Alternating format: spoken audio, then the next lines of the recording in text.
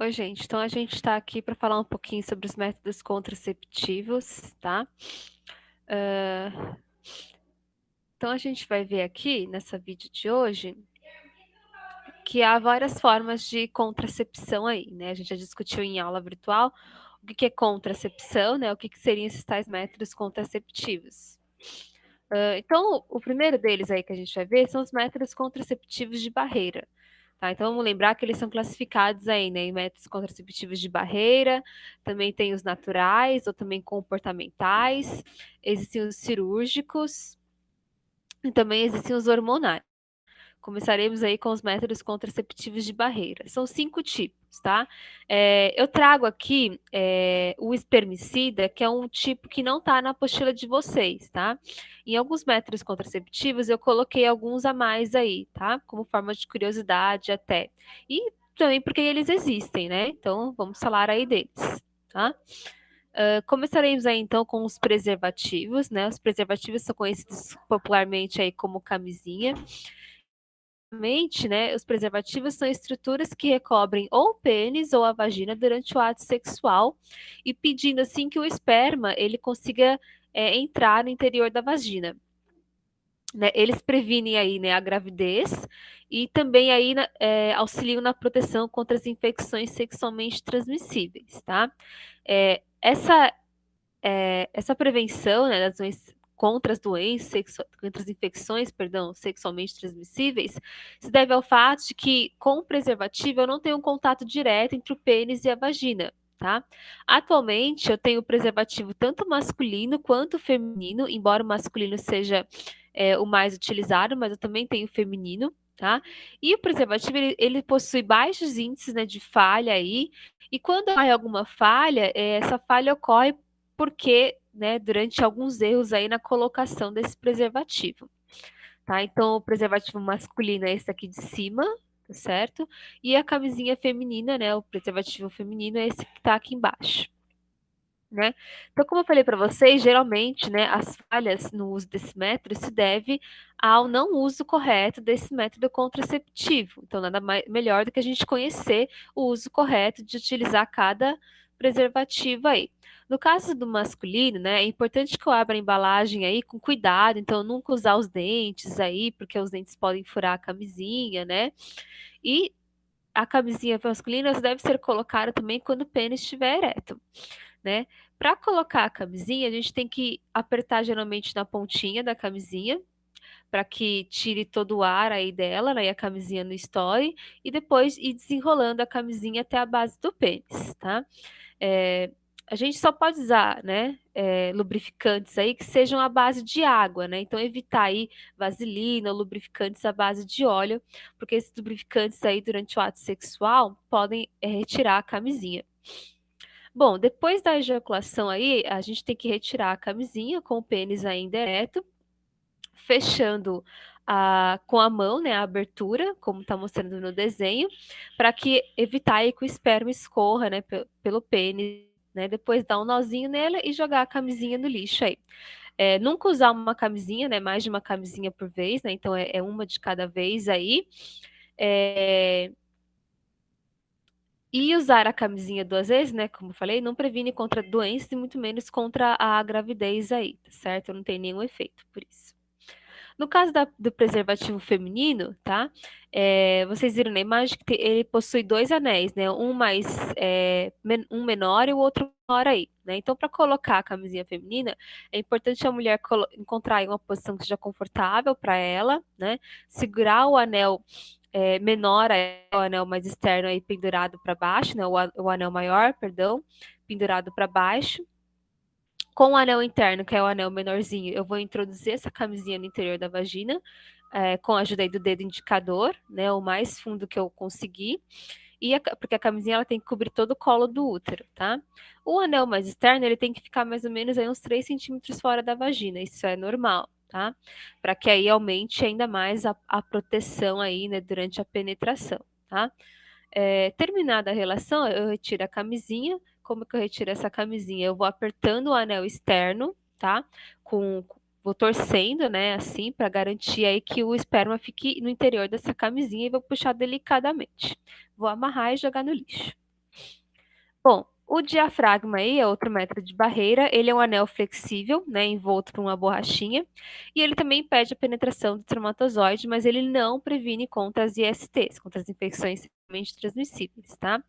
Ele deve ser colocado aí dentro da vagina, cerca aí de 15 a 30 minutinhos antes da relação sexual, e eu só posso retirá-lo do diafragma depois de 12 horas aí após o ato. Geralmente, o diafragma ele é utilizado de forma combinada com espermicida, tá? O espermicida ele é uma substância aí capaz de matar ou de imobilizar os espermatozoides, impedindo sim a fecundação, né? Por último, né, o último método de barreira que eu tenho é o dispositivo intrauterino, ou também chamado de DIU. Ele é feito aí de plástico e ele pode conter aí na sua composição cobre ou ser à base de hormônio. Ele só pode ser inserido na mulher pelo médico, tá? E ele não protege contra IST, só protege contra a gravidez. É um método aí, né, para gravidez bastante eficiente aí. Dificilmente tem taxas de gravidez aí, é um método bastante eficiente. Então aqui está o de cobre, né, que é o sem hormônios, ele é todo enroladinho de cobre, e aqui é o de hormonal, que é conhecido como Mirena. E falando em hormônios, né, existem os métodos contraceptivos hormonais. Tem a pílula, a injeção contraceptiva, os implantes subcutâneos, os adesivos e também a famosa pílula do dia seguinte, tá? A pílula anticoncepcional é o método mais utilizado pelas mulheres aí, né? E são basicamente comprimidos compostos aí por dois hormônios, o estrogênio e a progesterona, que vão impedir aí a ovulação, que a mulher ovule, né?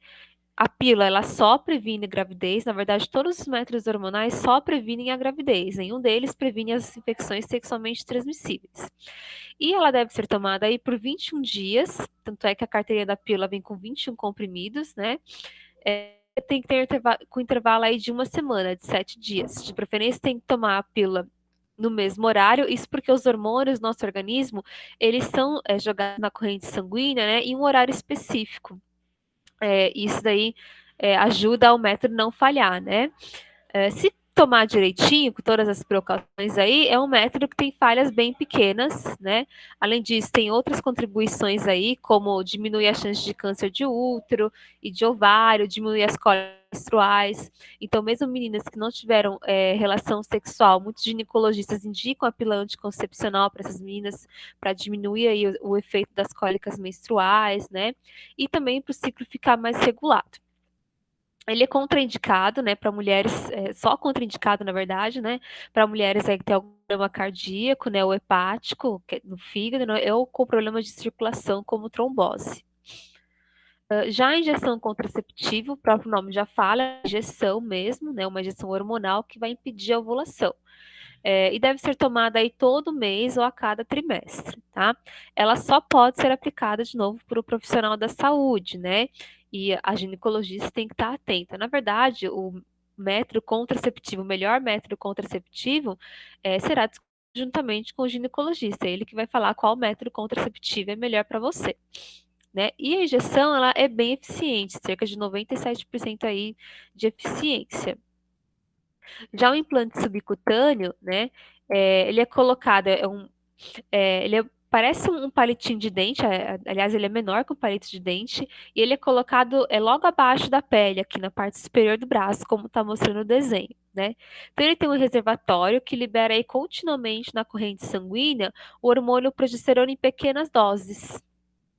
Tá? Isso vai fazer com que a ovulação não ocorra, né? E vai diminuir, né, a motilidade dos espermatozoides aí. Como eu falei, todo método hormonal ele previne muito bem a gravidez, mas não as infecções sexualmente transmissíveis. Eu tenho o adesivo também contraceptivo, é um adesivinho bem pequenininho, parece aqueles salompas, né? É um adesivo que é fixado na própria mulher e ele deve ser trocado aí de 7 em 7 dias por 3 semanas consecutivas. E aí eu tenho que dar um intervalo de uma semana para quando ocorrer a menstruação, né? É quase igual a pílula, né? Só que a pílula eu tomo todos os dias e aqui no adesivo eu coloco só uma vez a semana aí. Ele tem um elevado nível de eficácia contra a gravidez, ele é fácil de usar e é de fácil obtenção aí. Só que dependendo da região que é colocada, ele pode ficar visível ou se soltar, então tem que tomar cuidado aí. E a pílula do dia seguinte, né, é um método contraceptivo de emergência, tá? tá? E ele é indicado somente após, somente, né, se você tiver alguma relação sexual desprotegida, ou no caso de haver alguma falha com outro método contraceptivo, como a ruptura aí do preservativo, né? Isso quer dizer, né, ser de emergência, né, quer dizer que esse método não, né, não pode ser tomado aí todos os dias, pois é um medicamento aí com uma alta dosagem hormonal, tá? Então pode circular o ciclo menstrual, isso pode gerar outros danos aí. Ele deve ser utilizado até 72 horas após a relação sexual desprotegida, porque depois desse período ele perde a eficiência, né? E ele é vendido aí tanto em dose única, justamente porque é uma dose única que eu tomo, ou em dois comprimidinhos assim, tá? Eu nunca devo tomar esse método aí todos os dias, né? Um método de emergência mesmo, né? Então, no mínimo, uma vez por mês, e olha lá, tá? Os chamados métodos contraceptivos naturais, né? São 4 tipos. Na apostila de vocês só tem 2, que é a tabelinha com interrompido. Eu trouxe 2 aí, mais 2 para vocês conhecerem, que é a temperatura basal e o muco vaginal, ou também chamado de muco cervical. A tabelinha, né, é um método aí bastante conhecido também, e é um método aí que se baseia na observação dos ciclos, né, menstruais aí da mulher. Então, através da observação dos ciclos, eu posso estimar quando que a mulher ela ficará no seu tal do período fértil, ou seja, quando ela estará ovular. Né? Estipulando esse período aí, evita-se o ato sexual, porque né, é um período que, na teoria, a mulher estará ovulando. Como o ciclo varia de mulher para mulher, e varia na própria mulher em si também, né? É preciso aí fazer uma média entre o ciclo mais longo e o seu ciclo mais curto, né? Ele não é um método eficaz aí justamente por conta dessa irregularidade dos ciclos menstruais apresentam, não é um método super recomendado, muito pelo contrário. Já o coito interrompido caracteriza-se aí, né, pela retirada do pênis do interior da vagina no momento em que o homem vai ejacular, né, no momento que o homem, ou melhor, no momento em que está próximo da ejaculação aí. Né? Com isso, né, quando eu retiro o pênis do interior da vagina, né, próximo à ejaculação, eu evito que o sêmen entre em contato com os genitais da mulher e, portanto, penetre aí, né, no interior do organismo feminino, não acontecendo a fecundação. Esse método exige aí um grande autocontrole masculino do homem, né, para que ele contenha a ejaculação, de modo que ela não ocorra no interior da vagina. Né? E ele justamente possui uma falha bastante variável devido a esse insucesso de autocontrole do homem, né, do indivíduo de sexo masculino aí. Além disso, né, antes do homem ejacular, ele libera um líquido aí lubrificante, um líquido também para proteger os espermatozoides do pH ácido da vagina, e nesse líquido pode conter espermatozoides, né, aumentando aí o risco da falha desse método. De novo, não é um método nada recomendado. A temperatura basal, né, é um outro método aí, eu errei aqui, é um método natural, tá? Na verdade, eu errei em todos, né? Na verdade, são métodos naturais, não métodos hormonais, tá? É outro método natural que é caracterizado aí que né, durante a ovulação aí eu tenho uma ligeira queda da temperatura basal aí do corpo da mulher e em seguida dessa ligeira queda de temperatura há um aumento que pode chegar até 2 graus Celsius, né? Essa variação de temperatura é uma sinalização do período fértil, né? Então a mulher ela tem que mensurar, ela tem que medir todo dia a sua temperatura antes de se levantar da cama. Então esse método exige aí de tempo, paciência, disciplina, né? E também não é um método eficaz nem para prevenir gravidez e nem para proteger contra uma IST. Por último, né, o outro método natural, tá? Corrijam aqui, métodos naturais, é a observação do muco vaginal aí, do muco cervical, né?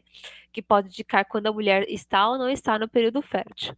Então, logo após o período menstrual, a vagina fica seca, né? E depois, ao longo do ciclo, as glândulas do próprio colo do útero começam a secretar aí vários mucos aí que terão diferentes aspectos dependendo do momento. Então, eu avaliando aí a cor e a elasticidade desse muco, eu posso identificar, né, prever aí quando estarei no período fértil ou não.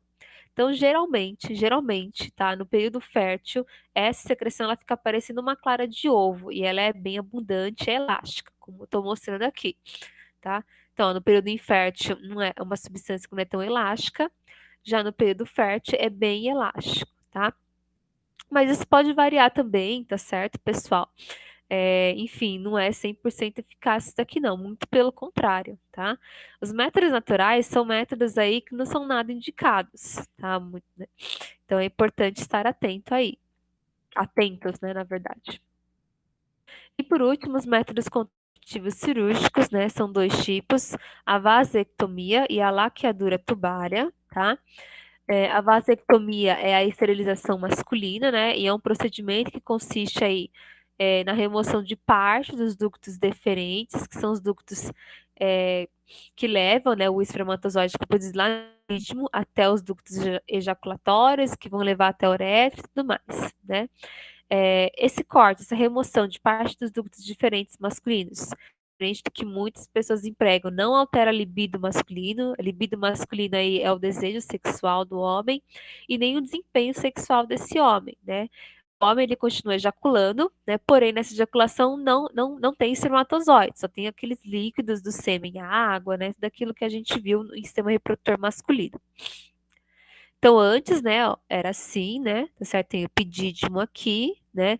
Na teoria, os espermatozoides vão sair daqui, vão pro ducto diferente, é pro ducto ejaculatório, que vai cair na uretra para sair, né? Então, eu rompi esse ducto deferente, ó, vai sair daqui e vai parar aqui, ó, não vai ter mais caminho, né? Cortei o caminho dele, tá?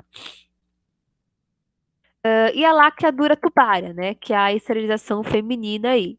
Que é, na verdade, uma amarração nas tubas uterinas que o médico faz e depois corta aí as tubas uterinas, tá? Quando eu corto as tubas uterinas, vamos lembrar que, né? O óvulo aqui, né?